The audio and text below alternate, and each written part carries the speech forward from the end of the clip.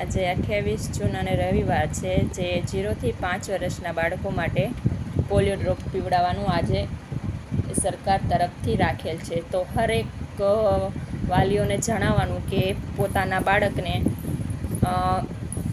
આજુબાજુમાં આંગણવાડીમાં રાખેલા જ હશે હરેક જગ્યાએ, તો પોલિયો ડ્રોપ પીવડાવો. ભલે તમે વેક્સિન આપેલી હોય, અઠવાડિયા પહેલાં વેક્સિન આપેલું, છતાં પણ આ ડ્રોપ ખૂબ જ જરૂરી છે બાળક માટે.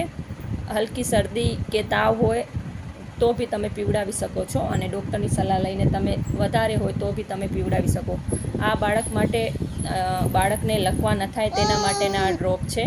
ભલે તમે હરેક વેક્સિન લીધી હોય છતાં પણ તમને આ ડ્રોપ પીવડાવવા ખૂબ જ જરૂરી છે.